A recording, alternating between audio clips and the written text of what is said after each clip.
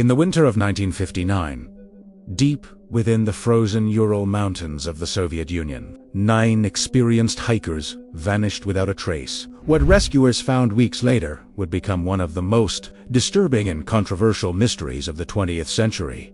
The tent becomes open from the inside. Bodies scattered across the snow, barefoot, half-dressed, frozen in expressions of terror, and injuries so severe that even modern investigators still struggle to explain them. This was not a legend. This was not folklore. This was a real, documented case. In this video, we return to the Dyatlov Pass Incident, not to repeat what you already know, but to examine the forgotten detail buried in original reports, witness testimonies, and classified Soviet documents, a detail that raises a chilling question. What if the official explanation was never meant to explain anything at all? Let's begin. January 23, 1959. The city of Sverdlovsk was locked in winter. Snow piled against apartment blocks. Exhaust fumes hung frozen in the air. Inside the Ural Polytechnic Institute, a group of young students prepared for what was meant to be a grueling but routine expedition, a Category 3 winter hike, the highest difficulty rating recognized by Soviet authorities. The group consisted of 9 people. All were experienced. All were physically strong. Several were war veterans or seasoned mountaineers. Their leader was Igor Dyatlov, 23 years old, calm, methodical, respected. The group trusted him completely. They boarded a train heading north, laughing, singing, documenting everything with cameras and journals. Their final photos show smiling faces, flushed cheeks, confidence, no fear, no hesitation. On January 27th, they left the last inhabited settlement, Vits. Beyond that point, there were no roads, no villages, no help. Only forest, and then mountains. Temperatures dropped below 30 grados bajo cero menos 22. Winds howled through the trees like something alive. Snow erased footprints within minutes. By January 31st, the group reached the edge of the highlands. They cached excess supplies in the forest, planning to retrieve them on the return trip. That cache would later become a silent witness, untouched. On February 1st, they climbed toward Kholat Syakhl, a mountain known by the local Mansi people as Dead Mountain. That name was not poetic, it was literal. Late afternoon, February 1st. Visibility collapsed. A snowstorm rolled in. Unexpectedly, instead of descending to the forest, where shelter and firewood were available, the group chose to pitch their tent on the exposed slope of Dead Mountain. This decision has baffled experts for decades. The incline was steep, the wind relentless, the temperature lethal. But Dyatlov was known for discipline. Some believe he wanted to practice extreme conditions. Others think they simply lost their way. As darkness fell, the storm intensified. Inside the tent, they ate, wrote in journals, took photos. Nothing suggests panic. Nothing suggests urgency. And then something happened. Sometime between 9 o'clock and 11 p.m., the tent was violently cut open from the inside. Not unshaped, not torn by wind. Cuts. Large, jagged slashes ran through the canvas, made by knives belonging to the hikers themselves. They fled into the storm, without coats, without weapons. Down the mountain, search parties began weeks later after Dyatlov failed to return.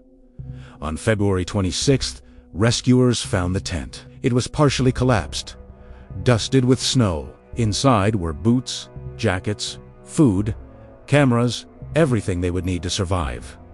Everything except the hikers.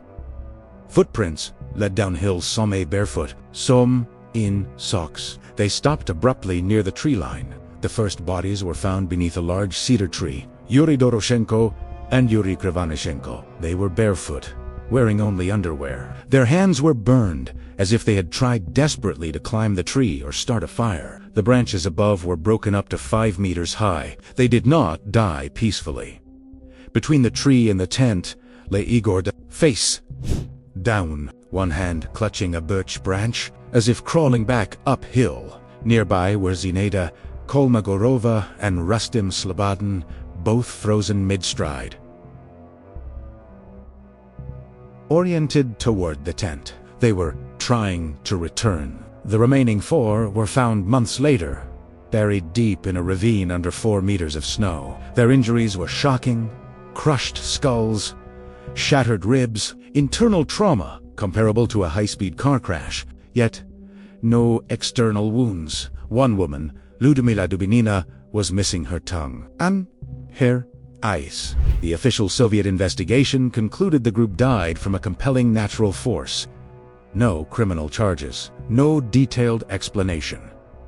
Case closed. But buried in the original files is a detail rarely discussed. Several witnesses, including searchers and Mansi locals, reported orange spheres in the sky the night the hikers died. Military personnel in nearby regions independently logged similar sightings. Even more disturbing, some clothing recovered from the ravine tested positive for radiation. Not background levels, elevated levels.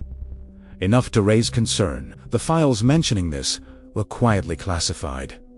Pages removed. Photographs missing. Autopsy reports edited years later. Investigators who reopened the case admitted something unsettling.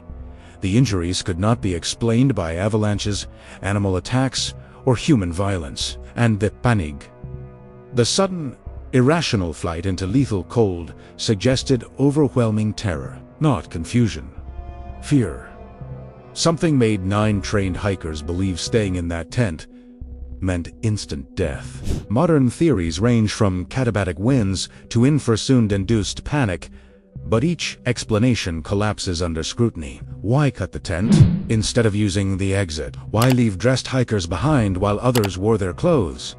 Why the radiation? Why the military secrecy? And why were certain autopsy photos never released? In 2020, Russian authorities reopened the case and again ruled it an accident. But accidents do not erase evidence. They do not silence witnesses, and they do not require classified documents. Whatever happened on Dead Mountain lasted only minutes, but its shadow has lasted over 60 years. The Dyatlov Pass remains officially solved, yet every answer raises more questions. 9 people entered the mountains. 9 people died. And the truth, whatever it is, may still be buried beneath the snow. Tell us in the comments a topic you're curious about and want to know more about.